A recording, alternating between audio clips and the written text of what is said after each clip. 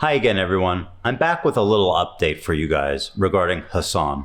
First of all, I want to thank everyone for watching the content nuke and enjoying it. And I'm glad to see that a lot of people have really resonated with the message. One of those people, unfortunately, is not Hasan Piker, who has continued to spread Hamas propaganda and even elevated his brazenness. Take, for example, the tragic story of the Bibas family. The dad, 2 kids, and the mom were all taken hostage on October 7th after the grandparents were murdered in their home.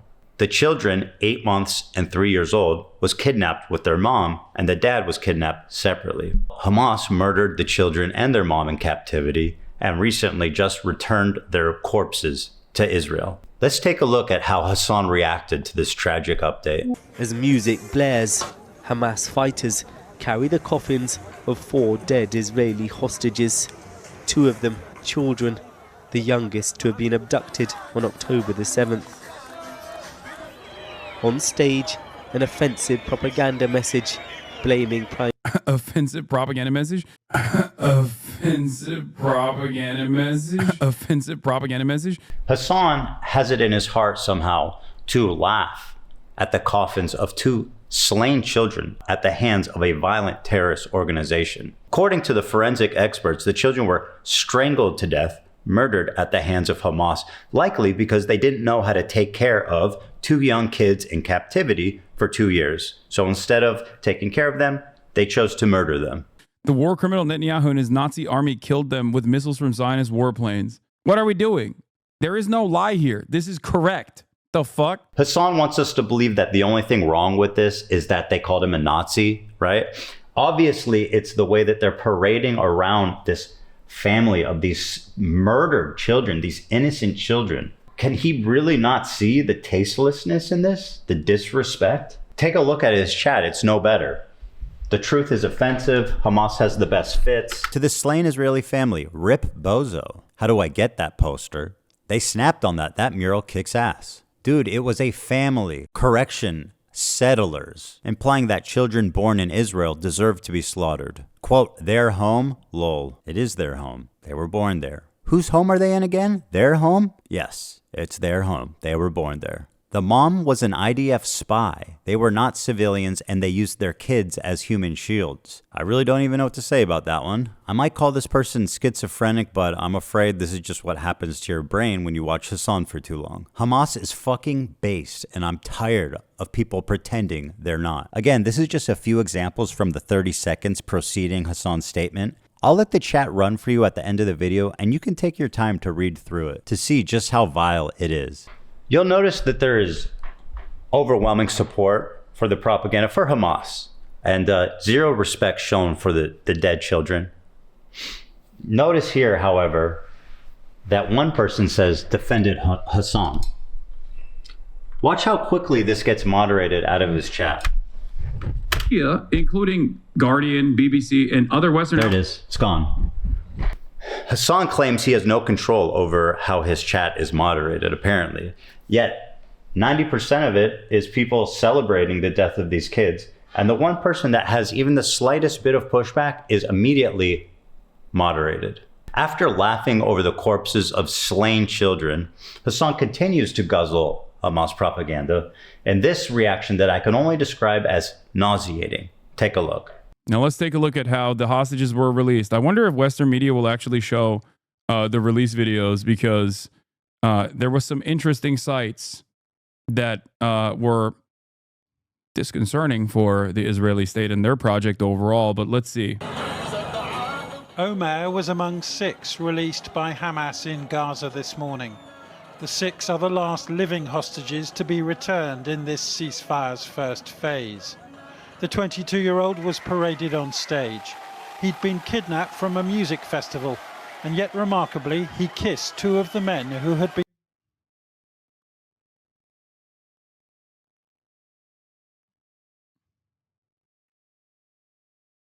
I hope he said no homo after, bro.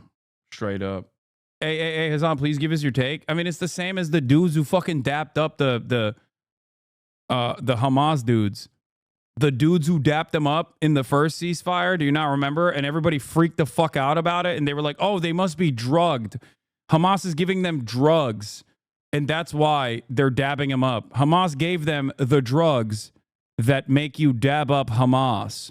It turns out that there is a new, even scarier drug out there that Hamas has in their hands. It's called the drug that makes you kiss Hamas. That drug is called a gun to your head. And it's so painfully obvious of a concept, I feel nauseated even having to say it. Here you can see the head propagandist giving the hostage instructions. The hostage looks to his side to make sure he understands. Then the propagandist leans in to explain the strategy to the two terrorists on his left. And right on cue, the hostage leans in to kiss not one, but the two of them. It's clear to anyone with a functioning brain that this was not done out of affection for his captors. Of course, we don't need to even look at the footage, just ask the hostage what he thought. Here's the hostage who was kissing him on the head. In Hebrew, it says, "I had no choice, the dogs made me do it." Hassan thought this was such a great point, he even took to his Discord to share his thoughts. First, they had the drug that makes you dab Hamas.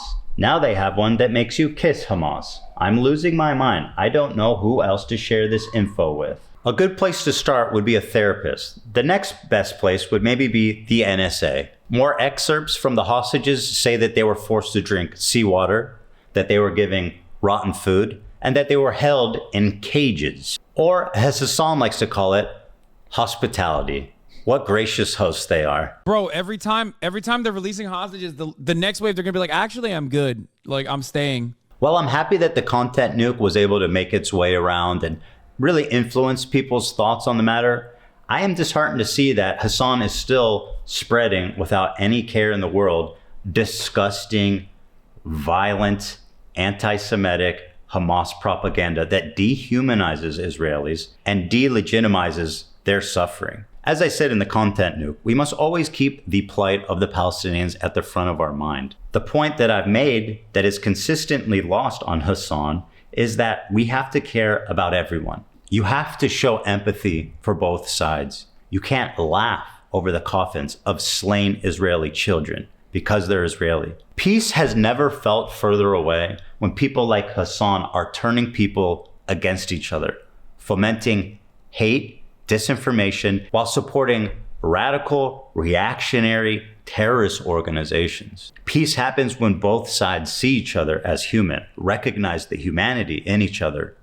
That's when we come together and find peace. Hassan is doing the opposite. During this war, Hassan has poisoned the minds of many young people with the idea that Israelis are evil, that they are all valid military targets, that the babies are settlers. And this is the result: laughing over the coffins of slain children, unable to spare a mote of dust of empathy for innocents that were killed in Israel. And just like a radical extremist in Israel that says all Palestinians are valid military targets, which I would condemn a million times, and I cry and my heart bleeds for all the innocents that are dying in Gaza.